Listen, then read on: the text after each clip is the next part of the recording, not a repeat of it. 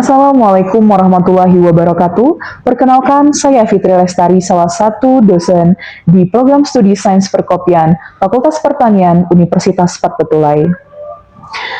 Saya bergabung di Universitas Fatpetulai dan ditempatkan di program studi Sains Perkopian sejak tahun 2020.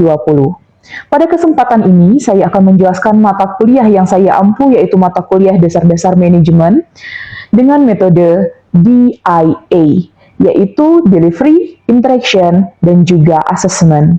Video ini dibuat untuk memenuhi salah satu syarat sertifikasi dosen tahun 2025 dalam penyusunan pengenalan diri dosen untuk unjuk kinerja Tridharma Perguruan Tinggi atau PDD UKT-PT, bidang pengajaran. Saya akan menjelaskan secara singkat mengenai mata kuliah Dasar-Dasar Manajemen ini.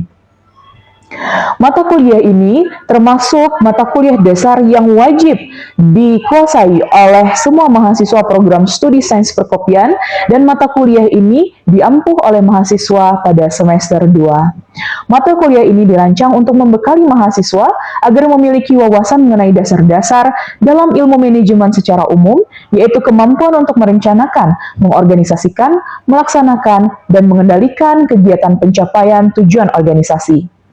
Materi yang diajarkan dalam mata kuliah ini mencakup konsep dasar, prinsip-prinsip, teori, dan juga fungsi-fungsi manajemen.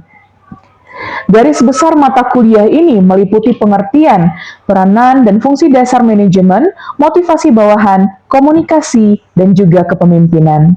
Kegiatan pembelajaran berupa perkuliahan dengan menerapkan model presentasi, diskusi kelompok kecil, tugas terstruktur, dan juga brainstorming tentang kasus manajemen.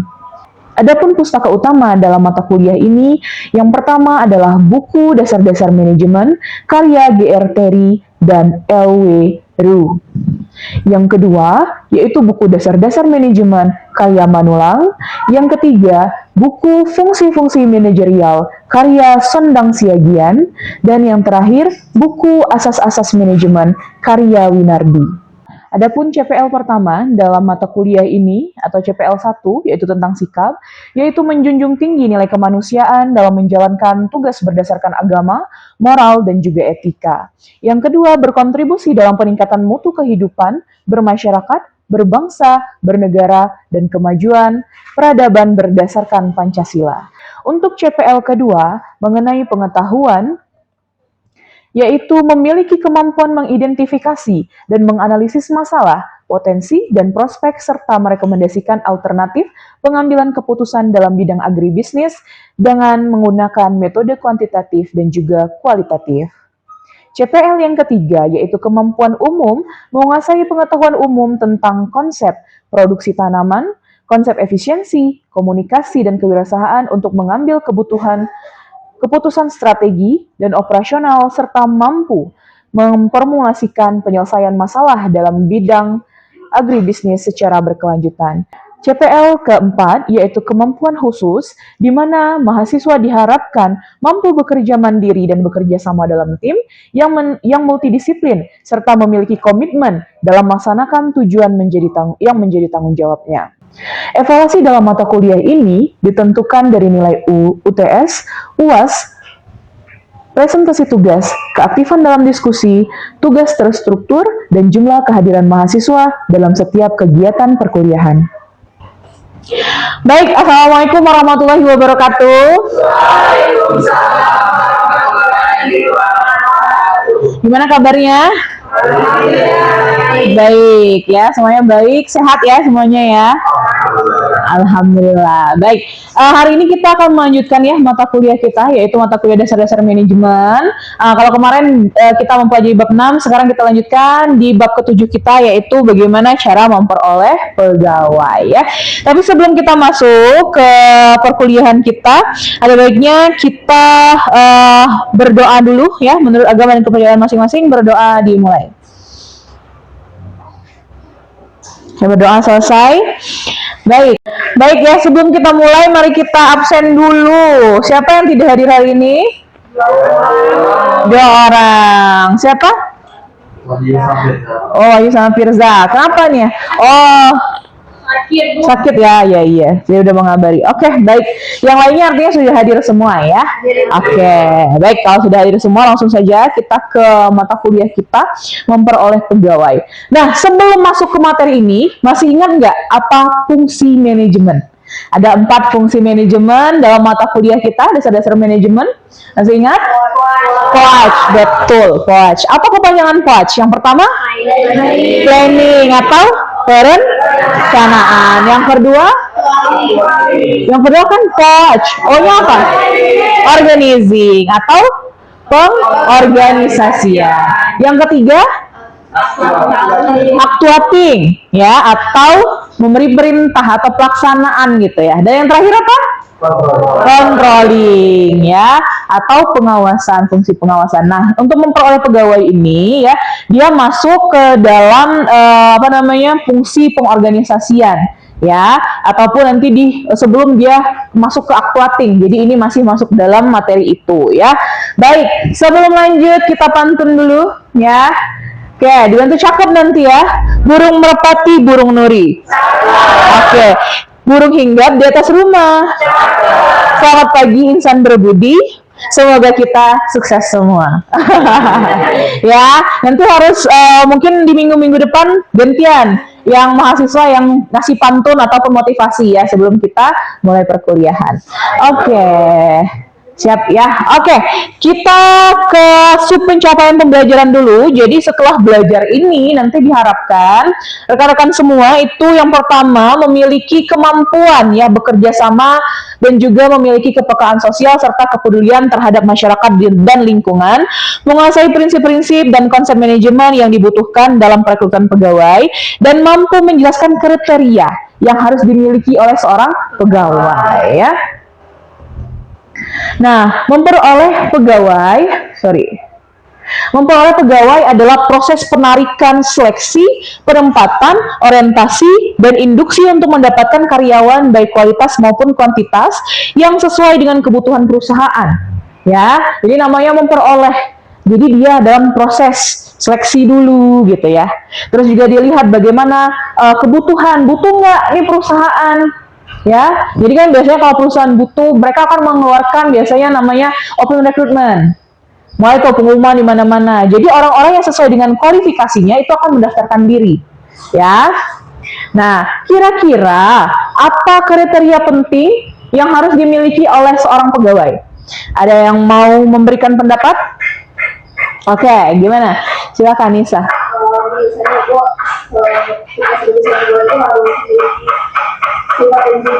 Jujur. Oke, bertanggung jawab. Jujur dan bertanggung jawab. Oke, ada lagi?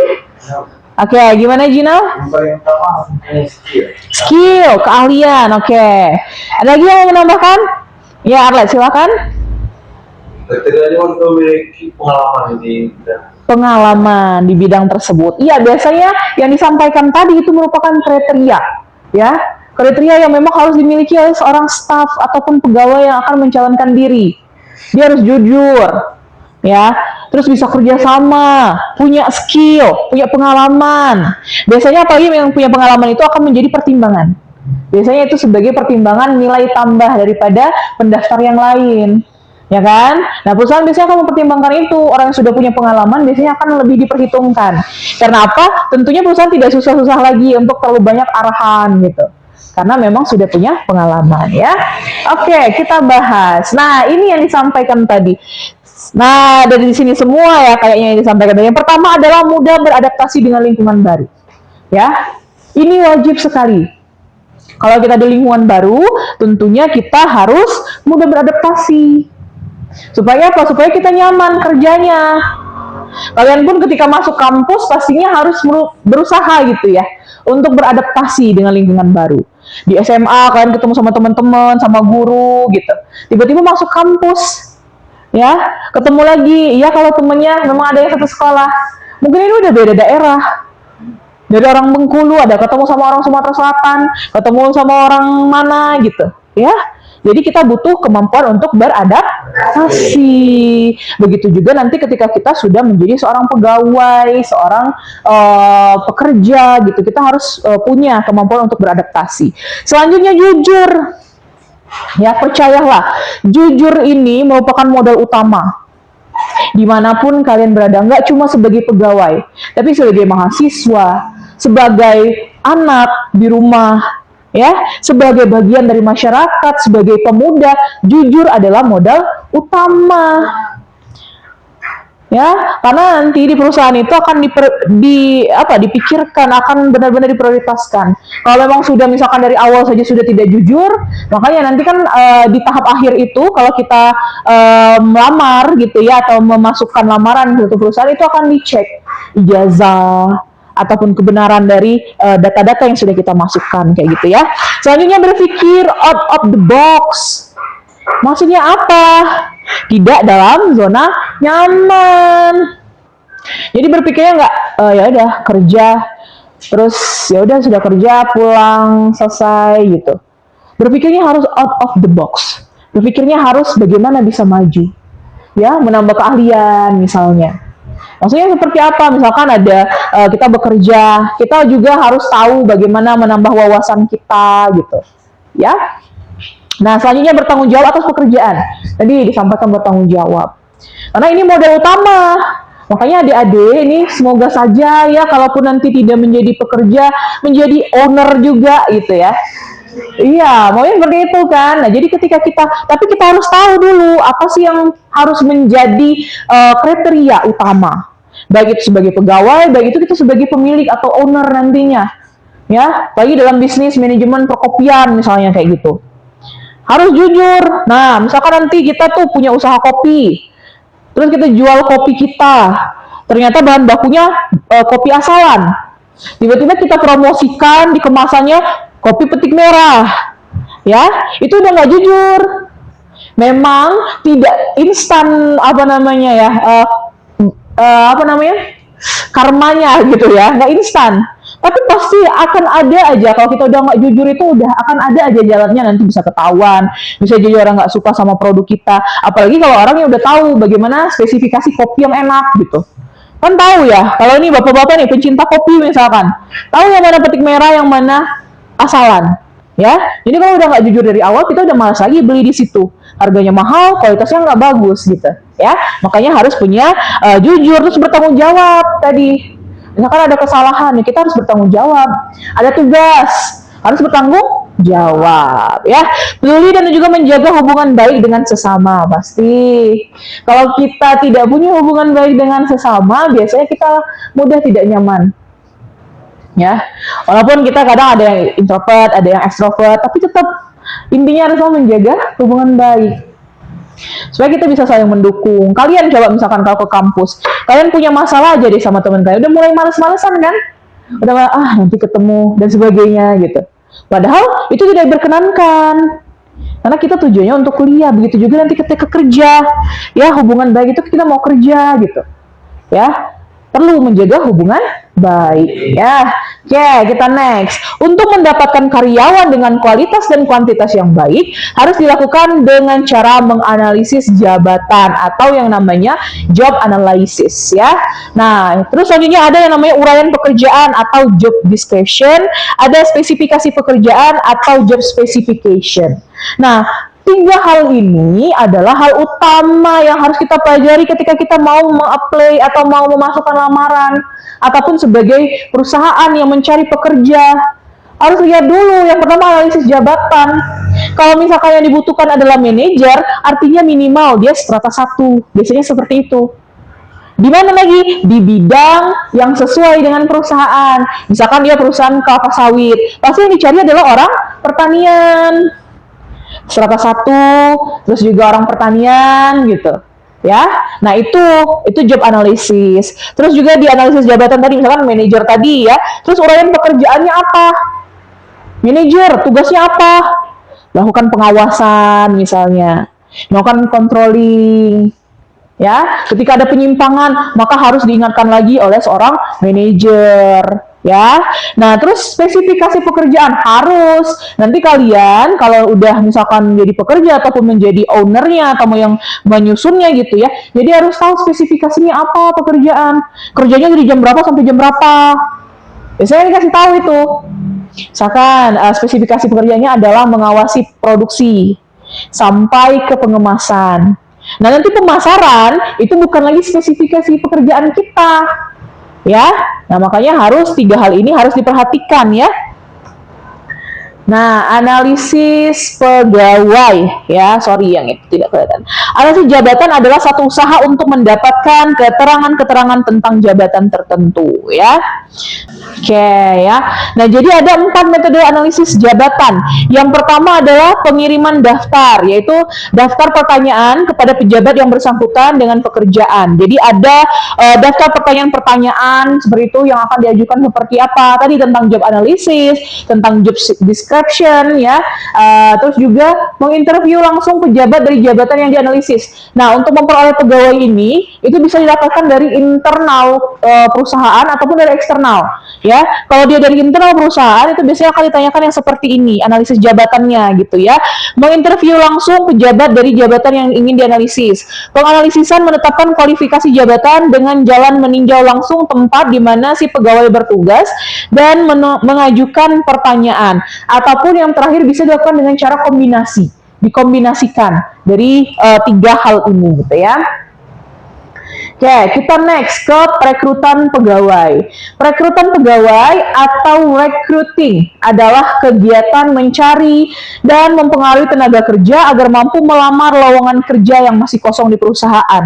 Ya, jadi dia buka iklan gitu. Nah, selanjutnya kita akan membahas tentang seleksinya.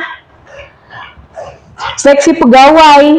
Seleksi pegawai ini pun terjadi menjadi 2. Yang pertama itu namanya successive heartless, ya, yaitu sistem seleksi yang dilaksanakan berdasarkan urutan testing. Jika peserta tidak lulus, maka tidak bisa mengikuti tes selanjutnya. Pernah nggak nih kayak gini? Jadi ada rekrutmen, terus ada tes gitu ya. Nah, di tes ini kalau udah gagal di satu tahapan, misalkan tahapan yang pertama ilmu pengetahuan umum, ya kan? Soalnya ilmu pengetahuan tentang perusahaan misalkan, terus gagal, nilai kita nggak masuk passing grade. Nah, itu akan di-cut, tidak masuk dalam penilaian selanjutnya. Ya, itu namanya successive heartless. Nah, ada yang namanya compensatory approach, di mana sistem seleksi yang dilakukan, di mana peserta mengikuti seluruh tes, kemudian dinilai rata-ratakan apakah mencapai standar atau tidak. Nah, jadi dia kalau yang kedua ini, compensatory approach ini, jadi semuanya tes itu misalkan ada 8 tahapan, misalkan ya, ada 8 tahapan, ada kesehatan, ada ilmu pengetahuan, ada wawancara gitu ya. Nah, itu digabungkan menjadi satu nilainya, terus dibagi rata-rata. Kalau yang tadi, yang suksesif tadi, dia per tahap. Tahapan 1 nggak lulus, udah, wassalam gitu ya. Tahapan 2 nggak lulus, udah gitu. Ya, mungkin pernah dengar ya sistem perekrutan yang seperti itu. Dan juga ada cara yang kedua, ini compensatory. Jadi kita ikut dulu 8 tahapan, nanti nilainya dibagi rata. Nah, baru nilai rata-rata itu yang menentukan kita masuk atau tidak dalam seleksi tersebut ya. Nah, kira-kira apa aja sih tahapan dari seleksi pegawai? Jadi kan ada 2 cara gitu ya, ada 2 cara, ada successive, ada juga compensatory. Nah, biasanya apa menurut rekan-rekan semua? Apa aja tahapan ketika kita melamar atau menyeleksi pegawai? Yang pertama biasanya apa? Wawancara. Oke, kita tampung dulu. Ada lagi? Ya, kalau sebelum lamar Ya, silakan, Yunus. itu yang pertama itu seleksi berat badan tinggi badan. Oke, berat badan tinggi badan. Terus? Yang kedua itu seleksi tahapan yang misi soal. Oke, ada soal pengetahuan lah gitu ya. Oke, selanjutnya? Itu terakhir wawancara. Wawancara. Oke, wawancara juga masuk tapi di tahap terakhir ya. Oke, sebenarnya benar ya, wawancara itu biasanya dia akan masuk di tahap akhir, tapi tetap masuk dalam rangkaian seleksi pegawai ya. Oke, kita bahas. Yang pertama, ini pengisian formulir dan juga surat lamaran. Ya kan, kita ngisi formulir dulu pastinya. Nama, alamat, spesifikasi pendidikan. Tadi ada kriteria, kalau dia punya kriteria tinggi badan, berat badan, dan sebagainya gitu ya. Kalau nggak sesuai, berarti kita udah tereliminasi duluan gitu kan. Nah, makanya kita mengisi formulir dulu. Terus membuat surat lamaran, tergantung format. Nah, makanya ini berhati-hati kalau mau mendaftar, harus dilihat dari urutannya, misalkan berkas-berkas yang dibutuhkan, misalkan foto 3x4, berlatar belakang dan sebagainya. Nah, nanti disusun berdasarkan itu. Nah, terus kan ada KTP, ada identitas diri kita. nama lengkap, tempat tanggal lahir dan sebagainya ya. Itu dalam pengisian formulir. Nah, selanjutnya ada ilmu tes pengetahuan. Tadi disampaikan ada ilmu tes pengetahuan. Ya, tes pengetahuan ini biasanya terkadang ada dua jenis, bisa jadi secara umum gitu ya, kayak matematika biasanya kayak gitu ya, kayak kalian mau masuk kampus biasanya kan ada tesnya dulu ya. Nah, jadi tes ilmu pengetahuan biasanya ada juga yang tes ilmu pengetahuannya ini dia lebih khususnya dalam artian tentang perusahaannya. Misalkan kayak kita, misalkan di UPP itu berdirinya sejak kapan, rektornya siapa, misalkan seperti itu. Ya, itu misalkannya saja gitu ya. Terus ada tes psikologi. Terkadang ada memang perusahaan yang butuh tes psikologi. Supaya apa? Yang pertama melihat kesehatan mental. Ya, ini tes kejiwaan. Nah, biasanya perusahaan-perusahaan itu akan membutuhkan tes ini. Selain itu juga, tes kejiwaan ini akan melihat tipe si pegawai ini seperti apa. Apakah dia bisa bekerja sama, terus juga misalkan dia lebih dominan di mana bekerjanya. Apakah dia orang lapangan, apakah dia orang kantor gitu ya. Karena berbeda skill yang dibutuhkan. Kalau orang lapangan itu butuh skill, dia bisa berbicara di depan umum, dia bisa menjelaskan, bisa bisa beradaptasi gitu ya, beradaptasi dengan orang-orang baru. Tapi kan kalau misalkan di perusahaan aja mungkin dia hanya administrasi gitu. Makanya dibutuhkan yang namanya tes psikologi atau tes kejiwaan ya. Terus ada tes kesehatan. Nah, bisa jadi ini masuk di sini gitu ya. Tinggi badan, berat badan, ada penyakit apa enggak. Biasanya akan mengalami itu. Biasanya akan ada tahapan ini maksudnya. Ya, nanti kenapa harus tes kesehatan? Karena mau dilihat misalkan dia punya penyakit yang memang susah, maksudnya penyakit bawaan seperti itu ya. Jadi harus disesuaikan. Misalkan ternyata nanti penempatannya di daerah dingin, dia asma nggak boleh gitu. Nanti akan mengurangi kinerja. Nah, biasanya itu akan diperhitungkan oleh perusahaan ya. Oke, next adalah baru wawancara. Wawancara itu kan adalah real ketemu antara pegawai ya atau pelamar gitu ya sama manajer perusahaan, ketemu langsung. Ditanya, di situ baru lihat sikap kita, pakaiannya, kesiapannya, itu akan diperhitungkan semua gitu ya. Dan yang terakhir adalah yang keenam adalah pemeriksaan referensi. Pemeriksaan referensi ini yaitu misalkan kita bawa ijazah S1 ya. Makanya ijazah S1 itu biasanya akan dicek di PD Dikti. Benar nggak ijazah ini atas nama ini, lulusnya tanggal sekian, itu akan dicek. Ya, kalau SMA misalkan ijazah SMA-nya benar apa enggak, aktenya benar apa enggak. Makanya kesalahan administrasi kayak akte dan sebagainya kalau bisa sudah harus diurus gitu sebelum kalian melamar pekerjaan. Ya, karena kesalahan misalkan beda tempat tanggal lahir dan sebagainya itu akan mempengaruhi keputusan akhir gitu ya.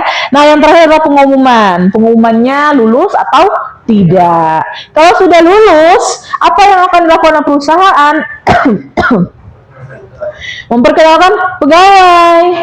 Kayak kalian baru ketika lulus SMA gitu ya, kemarin dikenalkan, ini adalah kampus kita, ini kampus 1, ini kampus 2, ini ruangnya Ilkom, ini ruangnya kopi dan sebagainya gitu ya. Jadi dikenalkan dulu. Apa itu? Memperkenalkan pegawai ke dalam perusahaan berarti mengusahakan agar pegawai yang sudah diterima bekerja dalam perusahaan segera mungkin dapat menyesuaikan dirinya ke dalam perusahaan. Butuh adaptasi. Ya kan, butuh penyesuaian. Makanya ada dikenalkan dulu gitu ya. Oke, gimana? Masih semangat? Masih ya. Gue mau nunjukkan satu video supaya kita semangat, supaya masuk ya materinya. Gimana Ibu nemu video yang bagus untuk ice breaking ya? Oke, silakan berdiri. Kita ikutin ya. Kita ikutin gerakannya. Oke, lagi, dikit lagi. Oke. Hapus papan tulis. Oke, sayonara.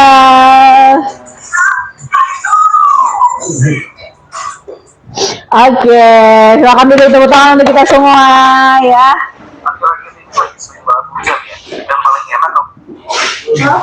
Gimana? Aman ya?